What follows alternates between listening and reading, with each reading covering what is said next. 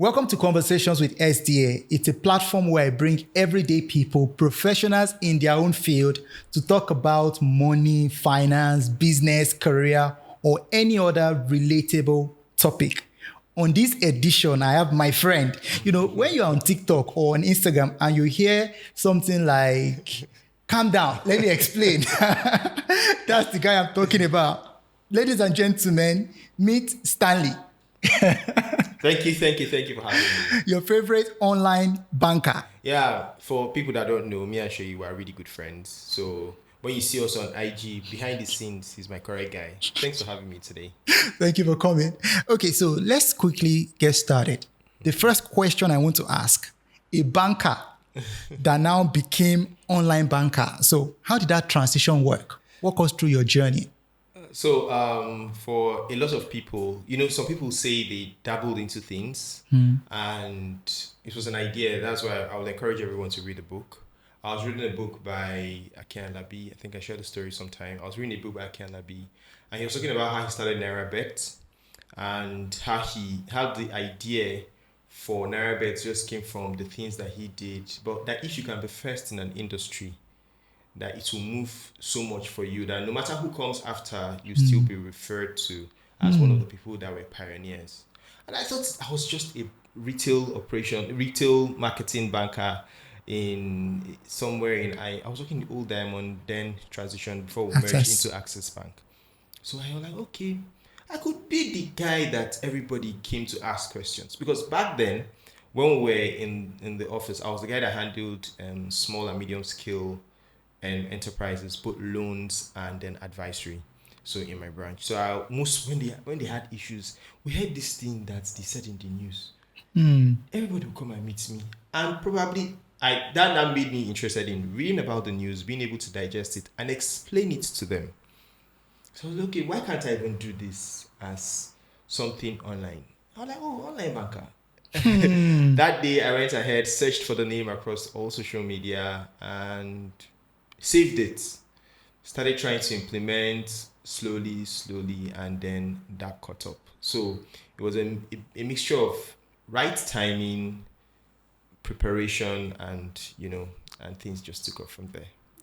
So right now, it is what you do full time?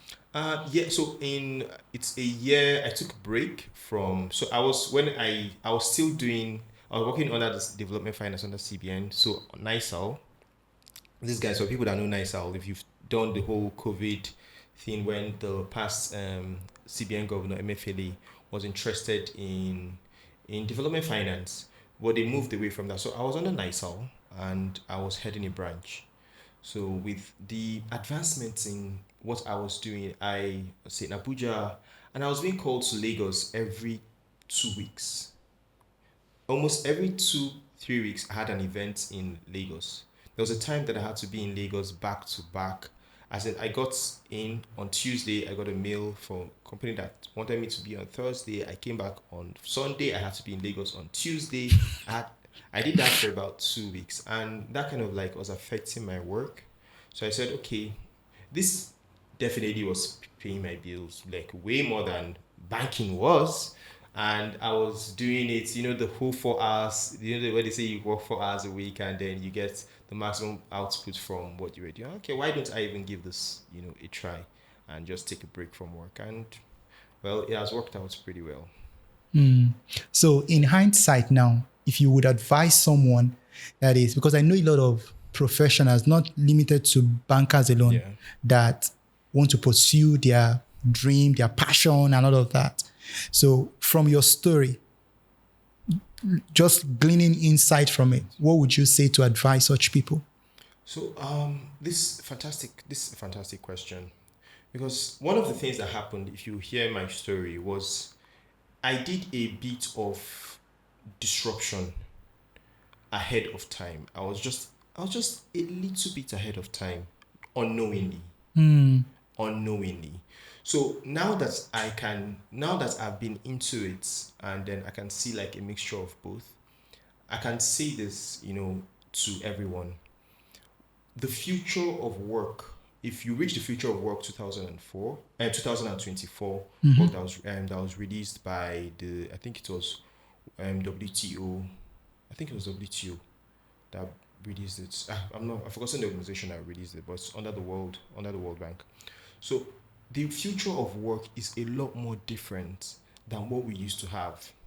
So being a contemporary banker, as at then being in the retail space, helped me, understand the basis of what I do now. So banking, as it's called, the economy, and then economics, and a host of other things that I learned practically working with people.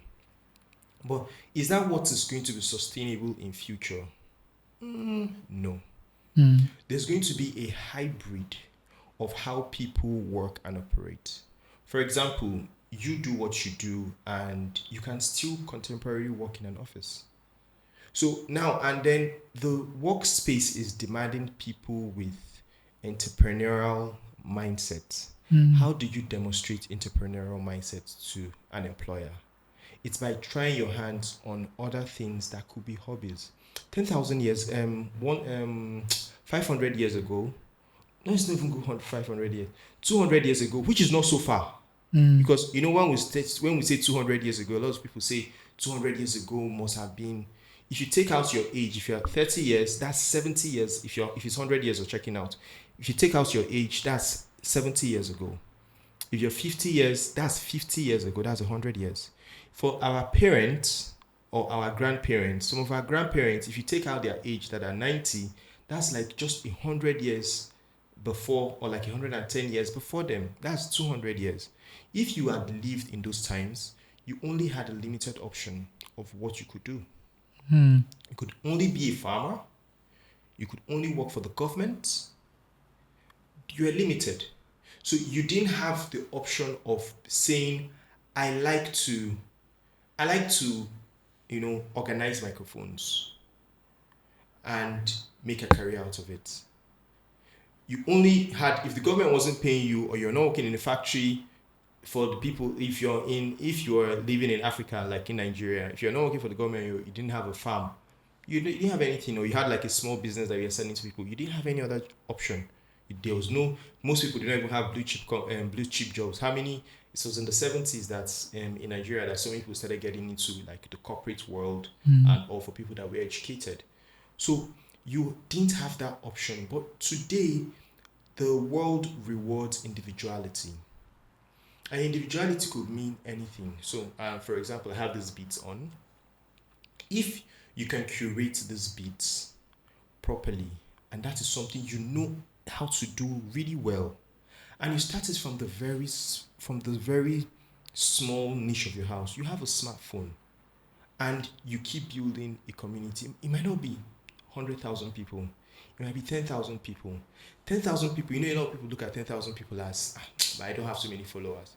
But if you check some of the stadiums that they play some football in second division in the Premier League, some of them don't have more than 20,000 seaters.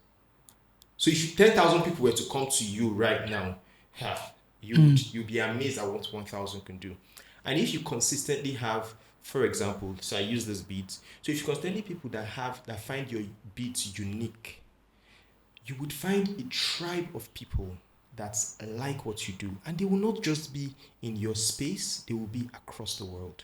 They will just be across the world, and then you can sell to them. So the world is now rewarding individuality, and that is what, when you now bring a hybrid of that into the corporate world, you now see that there is a mixture of a lot of people. I'm going to use the founder of this guy that exited Paystack. Shola. Is it Shola? Exited Paystack. Yeah, The founder. The Is founder, Shola King something? the one that invested in one of the football clubs. Is Shola. Is Shola, right? But I've forgotten his last name now. Yeah. Shola something. So Shola has interest in football, and he can afford to do that. But he's actively a founder. Tony Elumelu can play around his personal space and be himself. A lifestyle guy. He's in his 60s. He's 60, but he can be a proper male model for people that are above 50, and he would be well paid. But he still maintains his corporate life. So the world can now reward your individuality, and people need to express that going forward. And then that brings us to, the side of like AI and what it's bringing. AI is coming with abundance. AI is going to launch us into the era of abundance, and abundance that we have never seen before, because many tasks are going to be automated and will be able they will so now your individuality is now what will sell way more than any other thing. So for the people that are in the corporate world, so let's just give the synopsis. So for the people that are in the corporate world, you need to find your individuality as much as you do that for your job. So I'm not telling anyone to leave their jobs. No, whatever you're doing is bringing food, so they're paying you for that skill. Find a way to bring your individuality into something that you do. Share it with the world. There's a reason that people like Charis is now on social media. There's a reason that Tony Elumelu has leverage above many of the bank CEOs, because I work in the banking space, so I always talk about him. And there's a reason that you're now beginning to see a lot of media comes from a lot more companies in terms of visibility. So it tells you a lot about where the future is going. The eyeballs, the attention span is currency, and you can still do your work while bringing your individuality to the market space, and you will thrive. Excellent. I like so many things that you have said right now. Individuality, Yes. optionality, and the role that AI is going to play in the future of work. Fantastic. So let's talk about investment, wealth building opportunities. So I'm aware that you've been around, you've been doing national, going from state to state. And I think a lot of us need to take learning from that. Someone like me, I don't even know most of these Nigerian states, right? So you've challenged me in that regard. I need to get my game up. So let's talk about wealth building opportunities for someone in diaspora or in Nigeria, a Nigerian in Nigeria that wants to create wealth. What are the opportunities available? So for a lot of Nigerians, first of all, kudos to you and what you do on the space.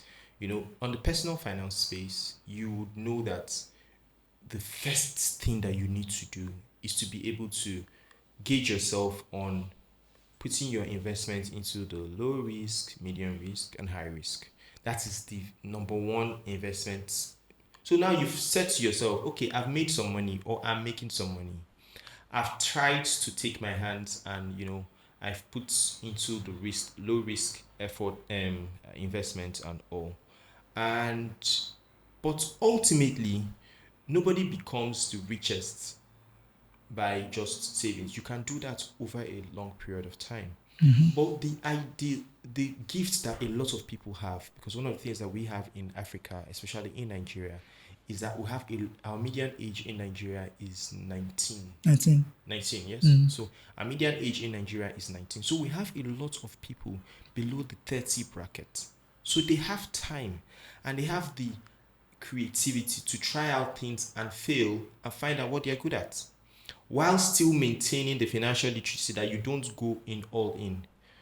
You don't go all in. You don't just carry, if I have 100,000 naira, I go and try this idea with 100,000 naira. If I crash, I go back to zero. No. But you have the option of saying every month, out of the 100,000, I'm saving 20, 30,000 naira in things that I know that come rain, come sunshine, my money is safe. And then you're now taking out that portion of risk. Now you're going to go out into what is the need. Like you mentioned, I've been going around Nigeria. It's both depressing when you travel. I'm not going to lie to you. It's both depressing and encouraging. When they say when the Chinese and the Lebanese, because I use them as a yardstick for what I do. So I read a report that the Chinese were moving in and the Lebanese were moving into Africa. And I was saying, what is driving this movement? So the word for a problem and an opportunity in Chinese mean the same thing. So when they see a problem, they see a solution. So we have plenty problems in Nigeria, And those plenty problems need solutions.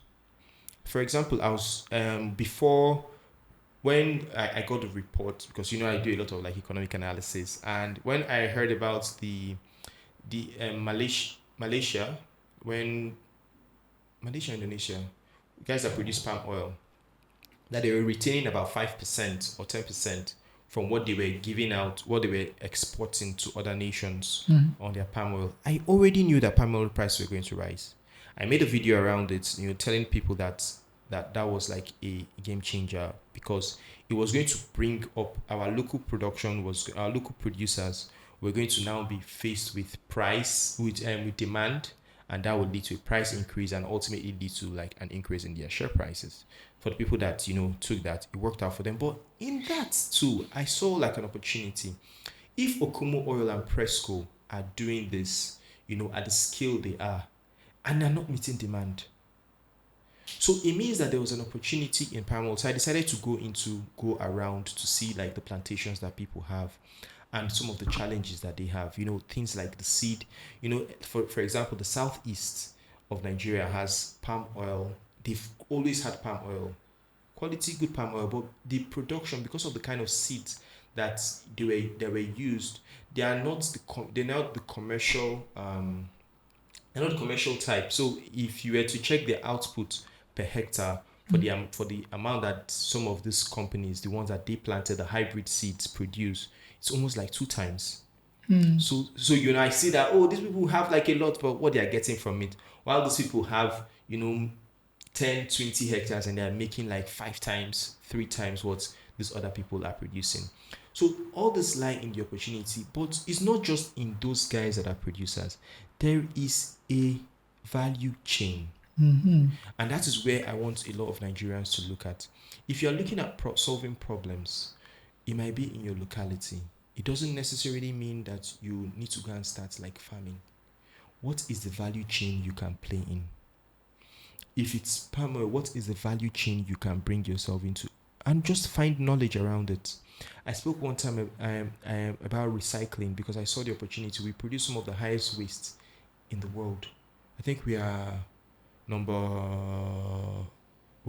top 5 in waste production. Not because we don't produce more waste than people like US, but we don't recycle enough. Now, because we don't recycle enough, that's created pollution. And that's why when you walk around the cities in Nigeria, you see dirt, you see nylon bags, you see plastics, you see all these things. But in them are opportunities for recycling. And some people are taking advantage of that and are making it to the bank. And one of the things that I would like everyone, that is listening to know is that the world is awash with cash, looking for where to create value. If you find value, if you can create value, you will attract money. The Bible says that we negate that, but as long as you have value, see, if you have value and you're living in the at the top mountain top, people will find you there. They will come looking for you. But it says a lot about our immediate environment. One of the things that we don't have is a work ethic. The work ethics in Nigeria is pretty poor because I used to, from the top federation account, to release money. My uncle will send me 200,000. Yeah, this person can send me 500,000, and I'm good to go. Anyhow, somebody's going to share. If it's for girls, they can just call one guy and just smile, and and 50,000 can just come out of that. But you don't see that abroad. Nobody gives you that money. No free lunch. No free lunch. This. So no free lunch. So it's either you are creative and you demand your wages. So, but here we are like a virgin land where there are problems around. So, for example, we're in Abuja, and one of the things that people are grappling with currently is environment. Our environment, for the people that Abuja is a pretty neat city, cleaner than I think almost all the states in cleaner than most of the states in Nigeria. But it takes a lot to know that because of that organization of cleanliness, there are people that clean the streets and dispose waste. That waste that is being disposed has just given you an opportunity and a more organized way of doing recycling. Mm. And I can tell you for a fact that people that some of the big names, have their people that are doing this on the side and they make a lot of money from it.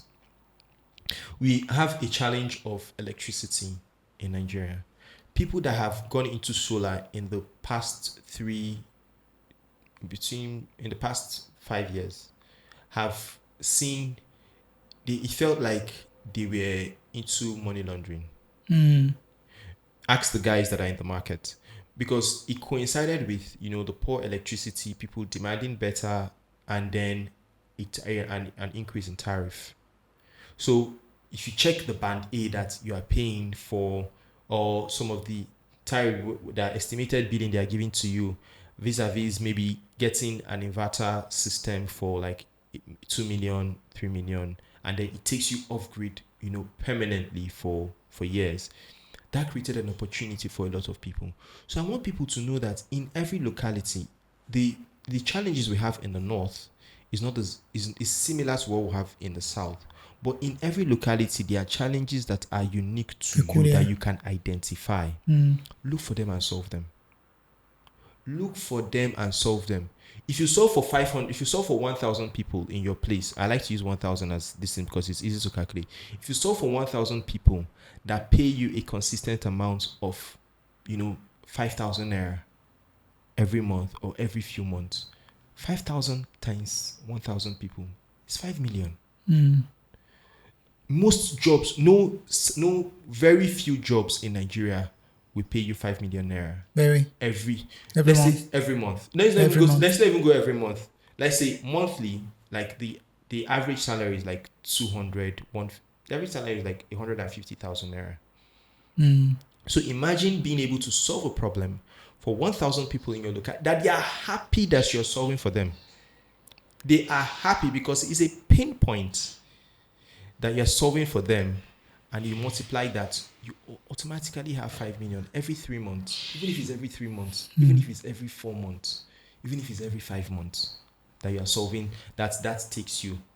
That gives you like a better leverage for the average person. And imagine that there's something that I will do for you now that will take off stress from you. That you are willing to tell me, guy, use this take this 5K, turn this 10K. You're not even going to think about it. You are just happy that I've solved that for you.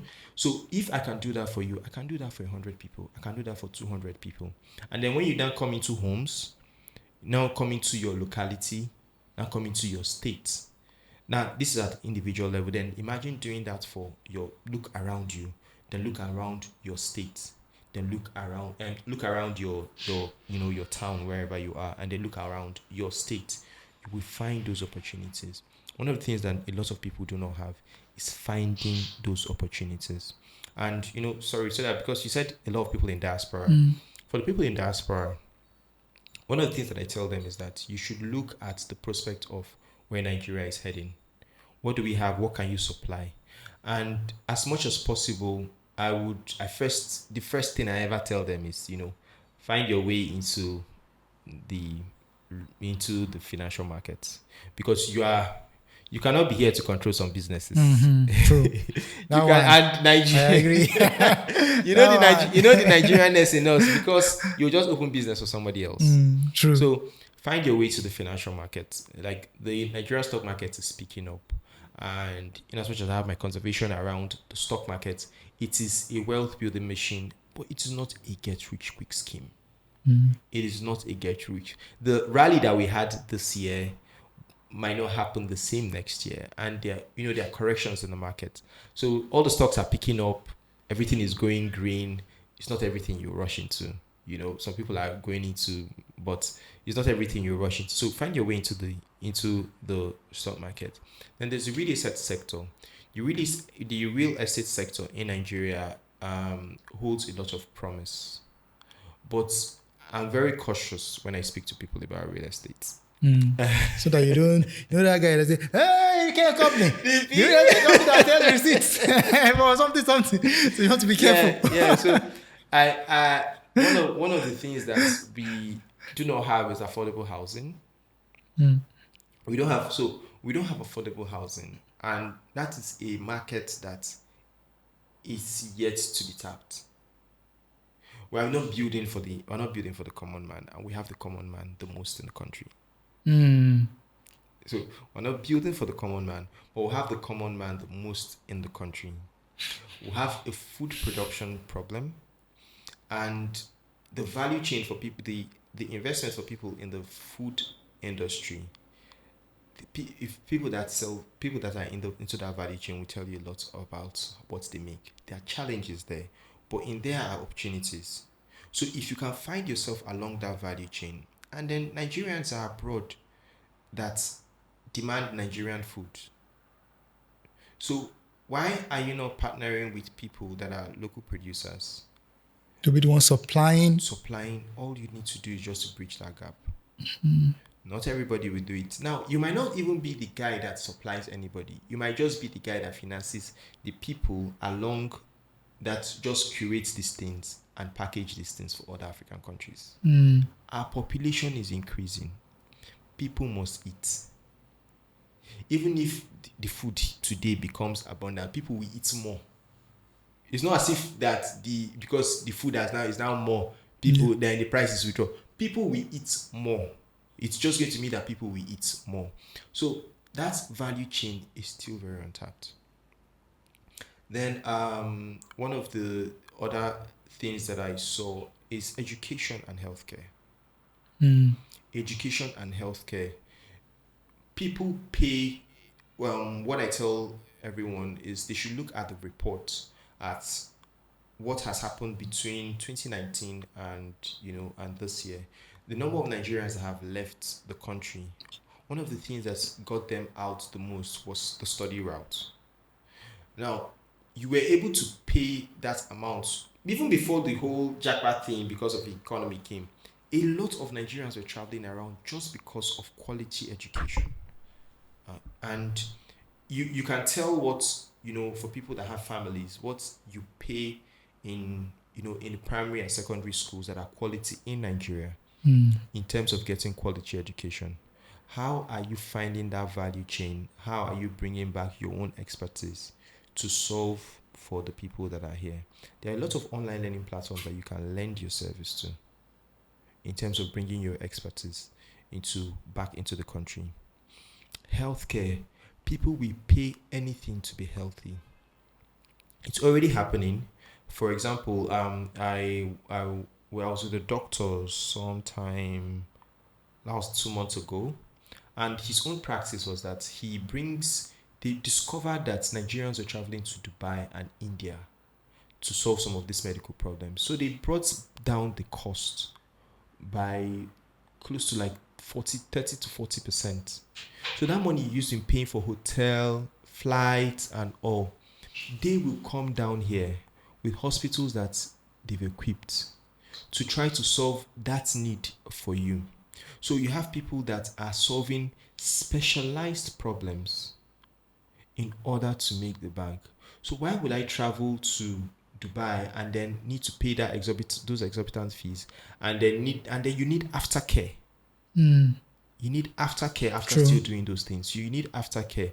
So people are coming down here, and then we are now entering into the era of like the older generation, that are retiring, and some of these people have funds. And then the people that have traveled, it still comes down to our diaspora. People that have traveled have left their parents, and not everybody has taken their parents abroad. They are still in Nigeria, but they now have the means to be able to afford healthcare for their parents. Now, who are the people that will supply that quality? Creating that service. Okay. So everything is just connected. Everything is just connected. So if I'm now I've traveled now, I'm now making $60,000. I got a job, I'm now making $30,000. $30,000 in Naira, when you convert it. And by the time you check it, vis-a-vis, by the time you take out, the expense abroad and all, these people are most times are able to save, 10 to 15 million in quotes in Naira terms every year, which is above the average Nigerian. They can afford to pay for quality healthcare above what the average Nigerian would pay for their parents. So that is a sector that a lot of people are not looking at. and I can always know, I know somebody that has done it, and she grew, she opened in 6 months, she opened 2 locations here in Abuja and down in the east because of demand. Because why, if my mom says she's been having diabetes or went for a surgery, and I want to take her to a nursing home where I'm sure all the services will be provided, and all I need to do is to pay 300,000 naira every month, and everything that you are doing for me, I'm going to get it, instead of her staying in. Why not bring her to a town, to the nearest town where the service is provided for? I don't need to now fly her down to my place in Austria. I don't need to fly her down to my place in Canada. She's getting that. I'm comfortable that whatever she's getting is at least 70% quality, instead of now going through this route of this thing. And most parents are not even comfortable with some of the the weather conditions that are abroad. So the opportunities are enormous. You just need to open your Okay. eyes. Okay, just need to open your eyes. That's the anchor. So let's talk to that person that is still saying that I see all these opportunities, but I don't even know, I don't have the resources to start. I'm earning 150K, or I have this big idea that I want to do. So what will be your advice to that person? I'm going to come back to what you say. You preach a lot about collaborations, and the future really belongs to people that collaborate. But most importantly is that the apprenticeship system that the Igbos have had in Nigeria has produced, sadly, that is dying, and I think I should speak to that sometime. The apprenticeship system has produced more millionaires in Nigeria than any other sector, any other system in Nigeria. So you have young boys from 10, 9 that go to serve a master, and they do that for 5 years. By the time they're 18, 19, the master settles them. But they've gone to university. They've done first degree and masters, if we were to quantify it in school, because they've spent close to 8 years learning a trade, learning where it's sourced from, learning how to sell it, learning the defect, learning the ropes. They know the product life cycle. That's what we go to business school to learn. They know the product life cycle. They know they have after service, they have warranty and guarantee. They can give it to you. They can give you warranty and guarantee on product because they now know how this has worked. But bringing that back to the person that is earning 150, you don't have money to invest. You don't have money to take some of this. What you do have, for most of them are young people, is that you have time, you have energy, and you can deploy that into an apprenticeship. People are genuinely looking for people to teach a trade, but at half the cost. I don't want to now come and be paying you, now come and demand 500,000 from me every month for me to teach you something. I wouldn't do that. But a lot of young people want it today, tomorrow. Everybody cannot be an influencer. And even the quality influencers that you do have, for example, like you do you still, by the way, do you still work 9 to 5, or you're on No. okay. Yeah. So you can do that if you want to take a position in probably like a board, to manage it. You manage some be like a board of a company where you guys meet annually, and you still run what you do. So if you have that time, that time resource, because time is the greatest resource that we have, to deploy into learning about a problem, because I'm very specific, learning about a problem that you want to solve. In Silicon Valley, for example, how let's use the PayPal mafia, the Elon Musk and all that built the PayPal, they call the PayPal mafia. One of the things that they did was that they went into the cohorts of building, PayPal that broke into this thing, is that they learned on that project. That learning that they did gave them the opportunity to now break into bigger things. But while they were there, some of them were just junior I won't even call it junior. There were some of them were not even program. They're just around people that were doing this thing, and you see that a lot in the music industry too, because that's another the music entertainment industry. The for this guy, what's his name? Ashake that we know today was a backup singer to who was he a backup singer to? I don't know. Shoot. Ashake was a backup singer. Who else was a backup singer? Tiwa was a backup singer. Tiwa was a writer. I think she wrote for Beyonce. She was a backup singer. Now, backup singing is apprenticeship. You are seeing how this person is performing. You know you can do this thing, but you don't have that. You don't have the clouds. You don't have the experience. You don't have any of this to do these things in the open. You don't have that.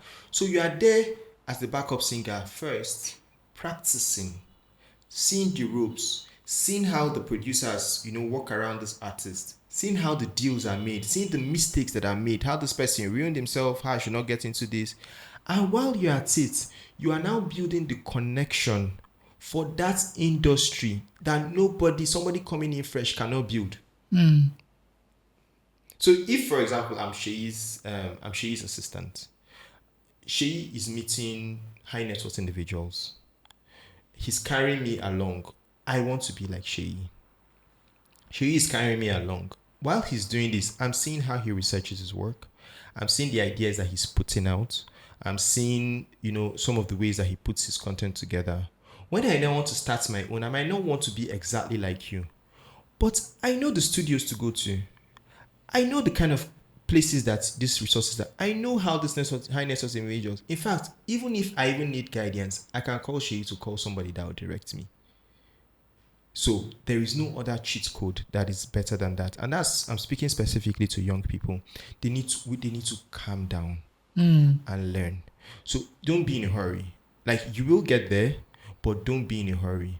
It's one of the things that the social media space has, told everyone that you can be like an overnight celebrity, you can make money like ASAP, thanks to things like cryptocurrencies, where you could be fortunate to buy one coin and then it does 100x, but that is not sustainable wealth. Most times you build from the ground. So find that problem that you want to solve, that you are interested in, music, art, even social media, even coding. Find people that are already into that. Offer your service. You don't have time, you don't have money, while still maintaining your financial literacy. Any amount you make, find 10% and keep. Find for just no brainer for you. You can survive on 90 anyhow. But while you're still doing that you are okay, I'm financially, how do I then grow my skills that produce more money for me to then invest? So find a way to supply your service to apprenticeship, and then while you do that, you find that you've built a network of people around you, people that you served, and then the knowledge that you've gained, and by the time you're launching your own, you'll be amazed at the success that you have. Fantastic. So let me just ask one question before I allow you to give your final word. So this is like a question before the last one. Is, you've talked about the future of work. Yeah. What are some of the skills that you believe that young people need to acquire that will be relevant in the future of work? Okay. Pretty interesting. I'm caught between this because I'm speaking to two different audiences. I'm speaking both to Nigerians because of our unique circumstance, and then I'm speaking to the people that are abroad and people that will sell their services to the global audience. Because it's not just if you are living in Nigeria and working abroad, working for companies abroad. For example, I know a 22-year-old boy, that I did a consultation for one time, and he earns $15,000 every month. And he's a developer, he's a game developer. How did he pick the skill from here? And then he's working for an American company as one of their top developers. And he has been doing this since he was 17. The boy has been able to build like houses, make some investments and all. So the future of work, from the angle that I see it, everybody has the way that they would, but from the future or from the angle that I see it, is that the whole clamor for AI is an automation of certain tasks. But AI is going to just increase our productivity. Everybody thinks AI is going to replace all of us. Same fear that we had in 2000, when everybody thought that when computers come, no more work. But the people that were typists became secretaries that needed to use computers to now do work for their bosses. It didn't replace them, it enhanced their work. So you need as much as possible to find skills that are most relevant. Coding, things like coding and web development and all, a lot of it might be automated. But when it's automated, what is going to be the outlier from what is being produced? I was listening to one guy and he said something about like when refrigerators were produced. The people that made the most money from refrigerators were not the people that sold fridges. They were the people that sold Coca-Cola. They were the people that sold frozen foods. They were the people that, so in that line of work of how is AI going to be deployed in agriculture? AI is going to be deployed as smart farming. If it's going to be deployed as smart farming, we might have humanoid robots in future. We might find how to track some of the seeds using AI. Might find how to track weather reports using AI. Those are skills that people do not have yet. Why are you not preparing for them? Because you need to be looking, not that the technology, okay, AI is this. No, what is it going to solve? Utility of that technology. What is it going to solve? So if you're in the health sector, they tell you that AI is going to replace doctors. Okay. So AI is going to do everything doctors are going to do. Fantastic. So how is AI going to replace doctors? In pharmacology, if you're a pharmacist and all. So AI is going to be able to detect this or detect that because of pattern recognition and all. Human beings are going to be the ones that control that. It's not just going to be they put it in the system and then they leave it and go and sleep, then they come and take results. No. If you know how systems work, you are very sure that there are people that are going to be the prompt engineers, there are people that are going to be the quality engineers, there are people that are going to be like tax, for example, in our auditors. There are going to be like AI auditors. They're going to be like AI tax and AI tax experts.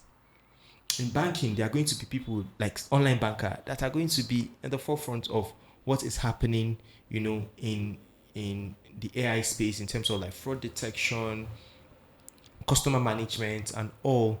When you look at those solutions, you now go and position yourselves there. So that by the time they are getting there, it's like when social media came out, nobody believed that social media management could have been a job. True. Nobody believed that social media ads management could have been a job. Nobody believed that social media marketing would have been a job, a big time job. But so when you look at the technology, I never bet against technology. I've done it. I've done it. I've bet twice without knowledge, and I'm not betting against technology. So anything I tell anybody, don't bet against technology. It will revolutionize things. It will create opportunities. But if you're going to position yourself for that. This is on the broader scale. Then come back. I like to bring it back home. If we're looking at Nigeria, for example, we have problems that are quick fixes in terms of things like healthcare and education, which I'm very passionate, and they contribute greatly to the HDI, the Human Development Index. The Human Development Index that we have in Nigeria is pretty poor because our quality of education is poor and it affects every other thing. It affects the way that we live, it affects the way that people think, it affects the kind of conversations we have, it affects the way people invest their money, it affects the people at the top that make policies for us because this is where everything comes from. And healthcare. So you're going to see a lot more people being able to use AI to level the playing field on the kind of education that people get.